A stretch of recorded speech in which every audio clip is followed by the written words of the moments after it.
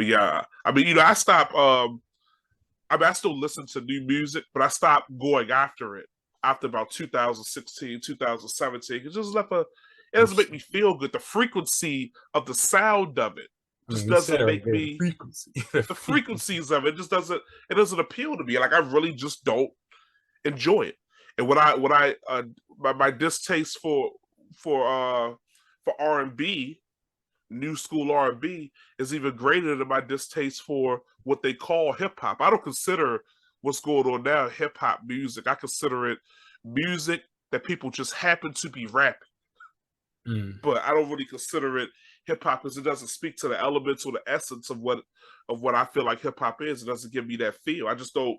I typically don't enjoy it. But what I hate worse is R&B singers who can't sing. I call them the broken throat whisperers. I really can't take it, and I don't know why we celebrate these people that really lack even a modicum of talent. It's like you can't really sing that well. I mean, you may can sing technically because you like on pitch and stuff, but I really just don't. I don't prefer it. I mean, what drives me crazy is the singing rappers who don't sing. Once I hear that, like How once is I turn on every the rapper song, singing but not really singing? once I turn on the song and I hear you, and I hear you trying to sing rap, I turn the song off, and Yeah. I try to connect with it. Like I try to not be that old man. Like get off my lawn. I don't want to be that guy. I never want to turn into Yeah, that yeah, guy. I yeah. always I want to mean, be don't up. get me wrong. There's something to be said about, experimenting with cadence and rhythm and Right. melody. Like those are all really strong tools of like lyrical evolution and I like agree. music. I But agree. to try and do it, but not actually do it, and just use the technology and the auto tune as a crutch, and everything literally sounds like the exact same song with the exact same robot on it. It's really wild. If you don't do it well, maybe you shouldn't do it. Just don't do it. Yeah. You don't do it well. So I'm shit. Yeah, I really don't like it. But yeah, but the actual vocalists, they really get under my skin because they don't have any ability at all. And I don't understand it. And I don't understand why. I'm offended that people like it. I'm offended that record companies push that to the forefront. And it's almost like when you get into this where if a black so it's still some really talented people.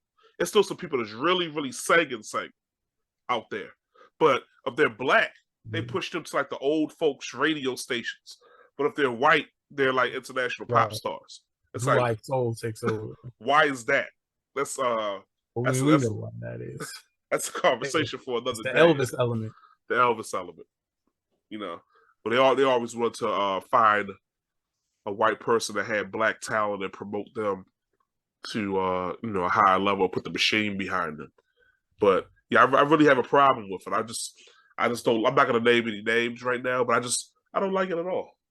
Just to laugh, and I'm always impressed by talent.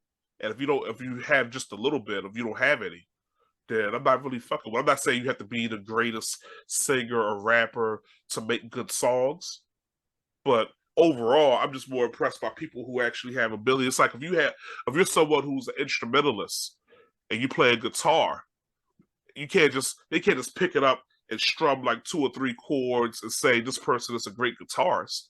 It's the same thing. These things are quantifiable to a certain Yeah, extent. it's It's it's the same it's thing with singing level, ability and rapping ability. You right? can't just you say, We oh, don't this have person is the honest conversation about the evidence of levels, factual right. levels to the point. I mean, even the guitar thing is both metaphorical and literal. Something I've seen before is shout out Coppin State University, like one of my all-time favorite professors from there years and years ago, Dr. Dwight Lewis. I once saw him demonstrate to his senior project class the difference between what a C looks like, what a B looks like, and what an A looks like, and what an A plus looks like. And he literally pulled a guitar out of his bag and he started playing a couple strings and was like, that's a C. And a lot of you are doing a C but you want an A plus. And then he start playing like four notes, like this is what a B looks like. And then he started going crazy. Like he really knew how to play this thing. None of us even knew he was a musician.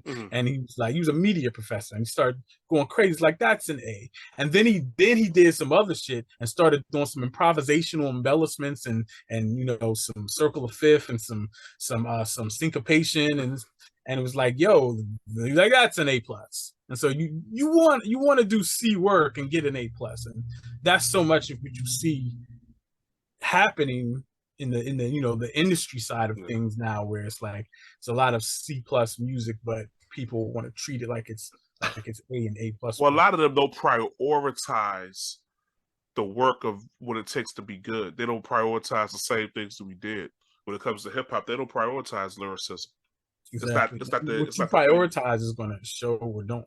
Yeah, they don't put that to the forefront. It's not important to them, and because so many of them are not good and can't do it, it's like they create this collective group think where they're making it seem like they try to de-emphasize the importance of it, which leaves us thinking like what the fuck are we? What are we doing this for? Like, what's really happening? How many times have you met somebody be like, what do? I make music. And when you sing, you rap, I do a little bit of everything. That means you probably do nothing well.